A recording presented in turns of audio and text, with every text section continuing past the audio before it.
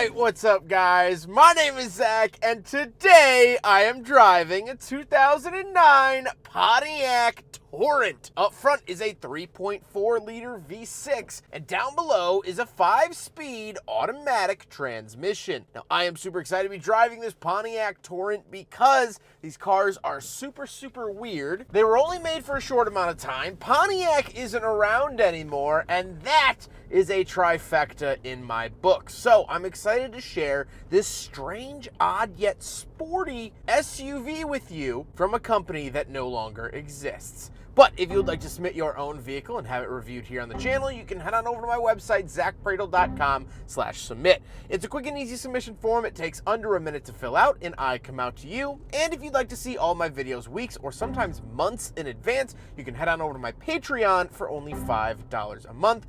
As well as a huge thank you to North Naperville Autos for letting me borrow their Pontiac Torrent for today's video. More on them towards the end, but if you'd like to browse their inventory, you can do so down in the description below. But let's get back to that 3.4 liter V6 under the hood. Well, this engine was in production for a very long time for GM. We also drove vehicles like the Oldsmobile Silhouette that was optional with this engine, and it traces its roots back to the 3100 or 3.1 liter from GM they've been using since pretty much the late 80s. However, towards the 2000s, they actually stopped manufacturing it here in the United States and moved it exclusively over to China for the Pontiac Torrent and for the Chevy Equinox, of which this vehicle shares a platform. And we'll talk more about that later on. However, this vehicle was assembled in Canada, but the engine was built in China. The 3400 was always a pretty decent engine. It definitely had some issues in the 90s, but they were all worked out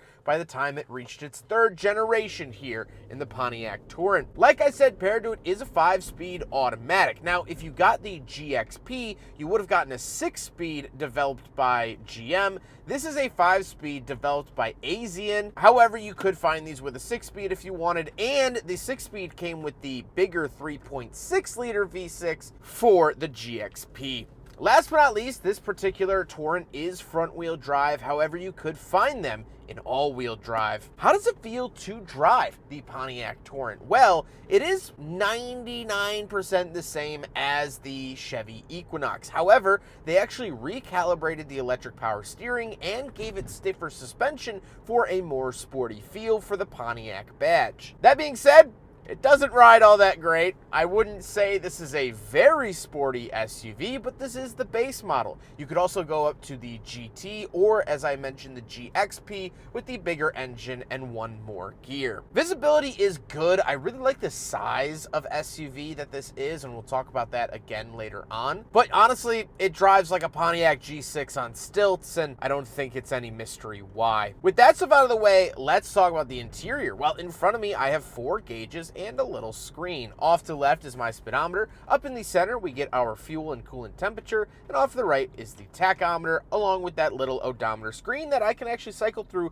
a couple little pieces of information if I would like. I overall like the look and feel. The gauge is very Pontiac, very sporty, which of course I like to see. On the steering wheel, on the left, we do have our cruise control settings, and off to the right, we have our volume, skip track, and phone options. Very nice to see that on the wheel. And off to the left, we have a climate control vent, power mirror switches, and our gauge dimmer switch. And moving out of the door, we have lock and unlock, but that's it. Moving into the center, we get 2 climate control vents with the hazard switch. Off to the left, we get our buttons for that gauge cluster little information screen. And off to the right, we have our rear wiper, rear sprayer, and fog lights. Then we get the traditional GM radio that was in everything from the Silverado to the Cobalt to even the Saab products. I like it. It does have an aux in and a CD player, so plenty of music options for the era. And down below, we have our climate controls. Single zone climate, fan speed off to the left, temperature in the center, wear to center off to the right. However, we do get heated seats, which is very nice to see out of a Pontiac. Pontiac was kind of a basic, I don't want to say base level, but base level company, so the heated seats are definitely nice. Down below that, we do get a little cubby, fantastic. And our shifter. The shifter isn't anything too crazy, a pretty standard Pontiac shifter that we saw in a lot of their other products. However, we do have the traction control button found on the side of the shifter. And then down below, we we have our window switches. Kind of an odd placement for them. My theory behind this would be that this console was probably used overseas in some type of European vehicle, so it was cheaper to just put the switches in the middle as opposed to on the doors. But again, that's just a hunch and what I've seen in other vehicles. But here they are. The window switch is down in the middle. Then we do have a cup holder on the floor. So we will do a big Fring bottle test, and unfortunately it fails. It doesn't seem like there's a liner that I can remove. Sometimes there is, but man, if there is a liner, I cannot get it up for the life of me. So unfortunately, yet semi-predictably, it fails the big friggin' bottle test. Okay, so I actually just discovered that there are also pull-out cup holders in here, but these will definitely not pass the big friggin' bottle test, but didn't know that underneath is actually more cup holders. Good to know. We do have a 12-volt outlet down there as well, and we do get a center console. Now, you can flip up the center console. It doesn't reveal a center seat or anything. You can just flip it up, or of course open it. There is storage in the top. The seats are leather, which I've always liked from Pontiac. Kind of feels like a cool motorcycle jacket and adds that sporty, angry aggression feel that the Torrent was going for. They're comfortable. However, the bottom is power, so forward and back is power, but the tilt and recline is actually manual, so kind of a weird mix there. However, speaking of seats, we do have back seats, so let's go do a back seat review. All right, so we're in the back of the Pontiac Torrent. When was the last time anyone said that? That's cool. Anyway, two things to note right off the bat. First of all is the stadium-style seating. Say that 5 times fast. Basically what it means is that the rear seats are actually mounted up higher than the front seats, so I can actually kind of see up and over the front driver and passenger. Vehicles like the Honda Element and Nissan Xterra also had stadium-style seating when they were developed and sold, which was right in this era, 04, 05, 06, you know, that sort of time. We do have cup holders back here as well, but I fit very comfortably. My knees don't have a prayer of hitting the seat in front of me. My head is not hitting the ceiling, even with my Walmart sunglasses on my head. So that is very, very nice, and that's why I mentioned with the driving experience why I like this size of SUV so much, because it's decently big. This was definitely bigger than the CRV of the time, or at least the earlier, like 06, 05 CRV. It was bigger than that, but we're not trying to squeeze a third row into the back. It's just 2 nice, well-done rows. I fit very, very nice and easy. I'm 5'11", not a small guy, and that should say something. So if you're smaller than me, and odds are you are, you'll fit back here fine. So that is really, really cool. We can flip this up, and we do have a middle seat as well. We have pop-out cup holders, but no vents. Would have liked to have seen vents, but GM was kind of stingy with giving out rear vents in this era, so not surprised there. Let's hop into the very back. We'll take a quick look at the trunk and cargo space, and then we'll talk about the looks. All right, around the back of the Pontiac Torrent, there's a button in there, and once we are back here, these, oh, I just hit my head on this. Okay, apparently this does not go up very high. This is kind of low hanging, so watch your head on that if you buy a Torrent. Once we are back here, nothing really too crazy to note. These are the all-weather floor mats for the next owner. We don't get any like 12-volt outlet or anything like that. Of course, some GMs in this era could be had with like air compressors in the back, like the GMC Envoy XUV, but nothing there. We get our little jack and things like that for emergencies, but nothing too crazy. We can pull this up. Is this a table? I feel like, you know, with cars in this era, you have to play the game like, is this a rear table? I don't see any spots for legs, but a lot of vehicles did have rear tables back here. I get that circle in the middle, which is kind of throwing me off, but I think for now, we're going to say not a table, but maybe later.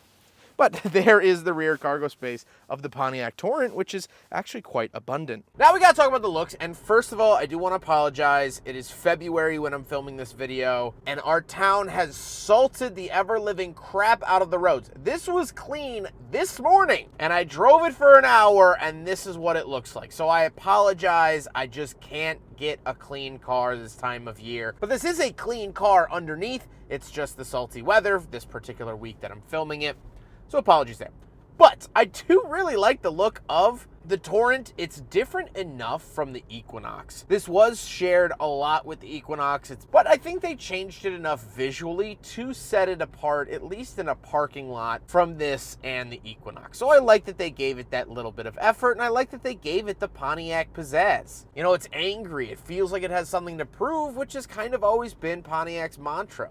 And I like that. I think this works well as a Pontiac SUV. However, with all of that being said, let's get on to my final thoughts. What do I think driving the Pontiac Torrent? Finally, the raging river of an SUV. That's what Torrent is named after. Not those weird websites that you go to. Well, I like it.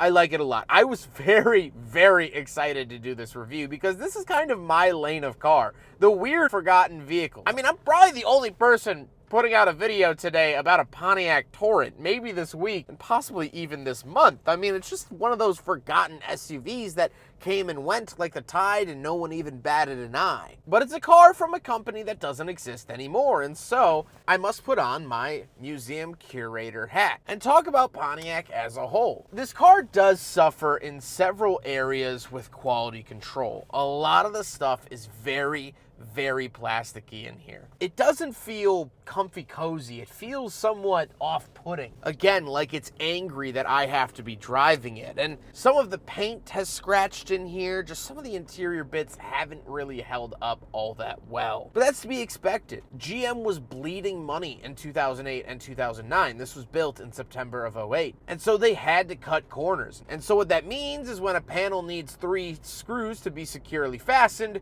you do it with 2. You save the 0.5 cents wherever you can. You use thinner plastic. You use lighter weight materials. And so what ends up happening is that it has a shorter lifespan than something that had thicker, more well-fastened materials. But I enjoy the fact that Pontiac was able to give this the Pontiac spin. See, my issue with the Pontiac G5 was that they didn't even change the headlights or taillights or give it that signature Pontiac pizzazz over the standard Cobalt. It was just a Cobalt. This is an Equinox, but they did change the steering. They did change the suspension. They changed the interior. They changed the front and rear end. It feels as though this took longer than a lunch break to design and create. And it still follows the Pontiac ethos. The engineers were trying their ever-living best with this car, but the circumstances and writing was already on the wall.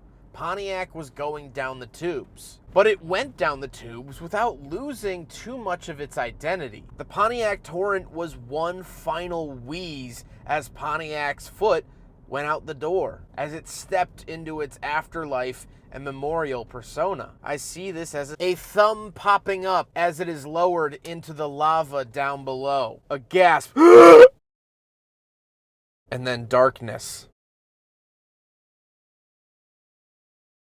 I hope you guys enjoyed the video. Huge thank you to North Naperville Autos for letting me borrow their Pontiac Torrent for today's video. They are absolutely wonderful to work with. I have filmed so many vehicles from them. They always have cool, interesting, well-kept examples of older vehicles. So if you're in the market for something like this or just a used vehicle in Northern Illinois, please check out North Naperville Autos. They also ship to the 48 states. They offer financing and they even offer mobile detailing. So, huge thank you to North Naperville Autos. But I hope you guys enjoyed the video. Don't forget to rate the video, comment on the video, and subscribe if you really liked it. Take care, guys.